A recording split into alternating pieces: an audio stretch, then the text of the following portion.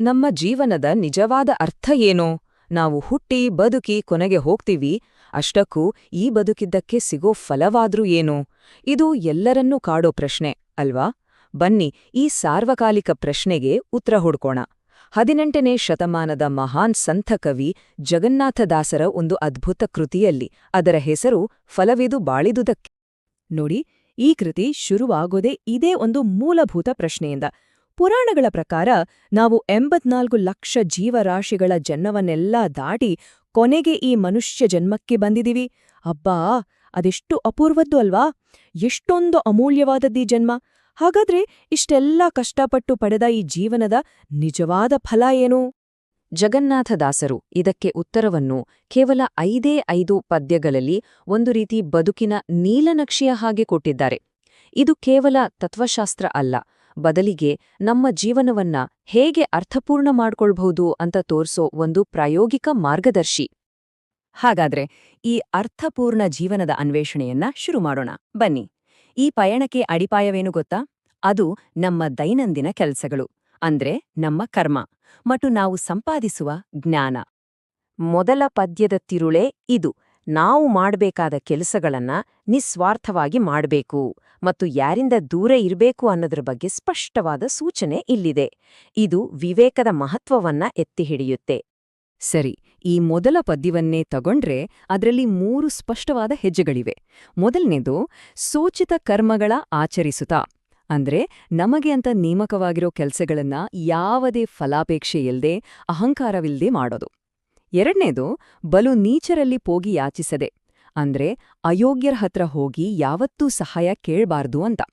ಇನ್ನು ಮೂರನೇದು ಮೋಚಕ ನಹುದೆಂದು ಯೋಚಿಸುತ್ತಿಪ್ಪುದೆ, ಅಂದ್ರೆ ಈ ಸಂಸಾರ ಅನ್ನೋ ಬಂಧನದಿಂದ ನಮ್ಮನ್ನ ಪಾರು ಮಾಡೋನು ಆ ಭಗವಂತ ಒಬ್ಬನೇ ಅನ್ನೋ ದೃಢವಾದ ನಂಬಿಕೆ ಇಟ್ಕೊಳ್ಳೋದು.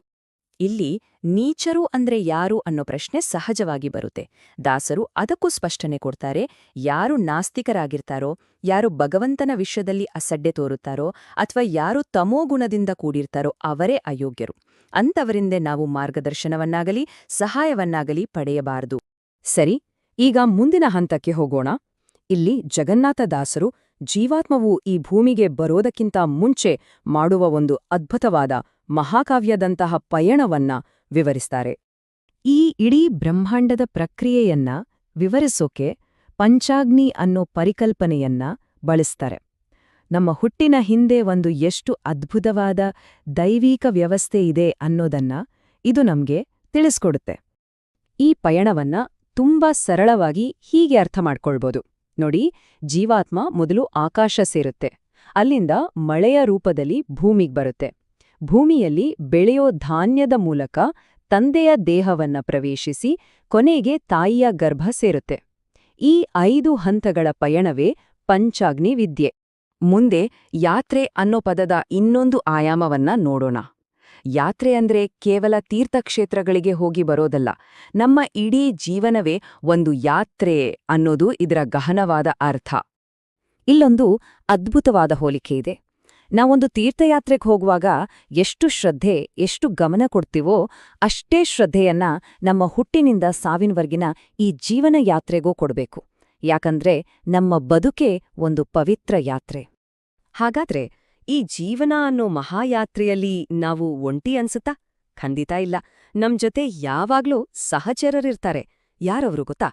ನಮ್ಮ ಪ್ರತಿಯೊಂದು ಇಂದ್ರಿಯ, ಪ್ರತಿಯೊಂದು ಅಂಗಾಂಗಕ್ಕೂ ಅಧಿದೇವತೆಗಳಾದ ತತ್ವಾಭಿಮಾನಿ ದೇವತೆಗಳು ಇರ್ತಾರೆ. ನಮ್ಮೊಳಗಿನ ಜೀವಶಕ್ತಿ ಅಂದ್ರೆ ವಾಯುದೇವರು ನಮ್ ಜೊತೆ ಇರ್ತಾರೆ. ಇಡೀ ಸೃಷ್ಟಿಗೆ ಕಾರಣನಾದ ಬ್ರಹ್ಮದೇವರು ಜೊತೆ ಇರ್ತಾರೆ.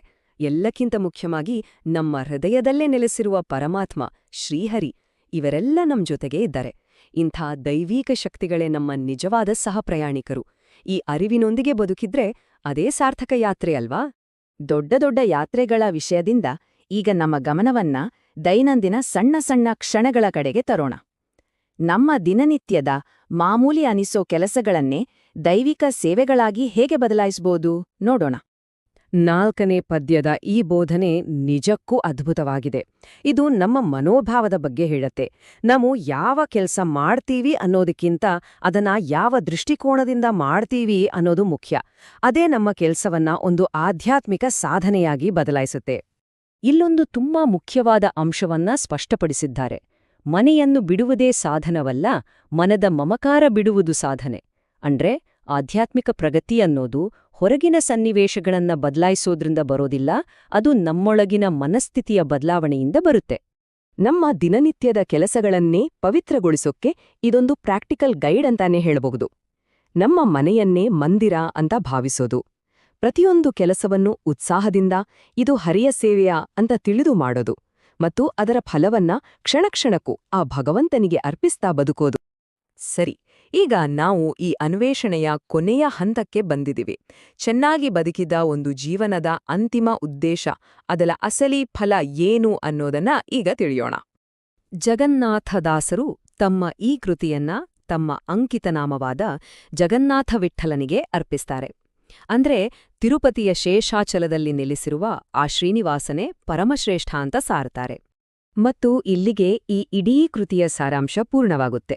ನಾವು ಇದುವರೆಗೆ ನೋಡಿದ ಎಲ್ಲಾ ಕರ್ಮ, ಜ್ಞಾನ, ಯಾತ್ರೆ ಎಲ್ಲದರ ಅಂತಿಮ ಗುರಿ ಒಂದೇ. ಅದೇನು ಅಂದ್ರೆ ಇಡೀ ಸೃಷ್ಟಿಯ ತಂದೆಯಾದ ಆ ಜಗನ್ನಾಥ ವಿಠ್ಠಲನೇ ಸರ್ವೋತ್ತಮ ಅನ್ನೋದನ್ನ ಅರಿಯೋದು. ಇದೇ ನಾವು ಬದುಕಿದ್ದಕ್ಕೆ ಸಿಗೋ ನಿಜವಾದ ಫಲ. ಸರಿ, ಇದಿಷ್ಟು ಜಗನ್ನಾಥದಾಸರ ಅದ್ಭುತ ಸಂದೇಶ. ಇದನ್ನ ಕೇವಲ ಕೇಳಿ ಮರೆಯೋದಲ್ಲ, ಈ ಪ್ರಾಚೀನ ಜ್ಞಾನವನ್ನ ನಮ್ಮ ಇವತ್ತಿನ ಆಧುನಿಕ ಜೀವನಕ್ಕೆ ಹೇಗೆ ಅಳವಡಿಸ್ಕೊಳ್ಬೋದು, ನಮ್ಮ ದಿನನಿತ್ಯದ ಸಣ್ಣ ಸಣ್ಣ ಕೆಲ್ಸಗಳಲ್ಲೇ ಆ ದೈವತ್ವವನ್ನ ನೋಡೋಕೆ ಹೇಗೆ ಶುರು ಮಾಡಬಹುದು, ಸ್ವಲ್ಪ ಯೋಚನೆ ಮಾಡಿ ನೋಡಿ.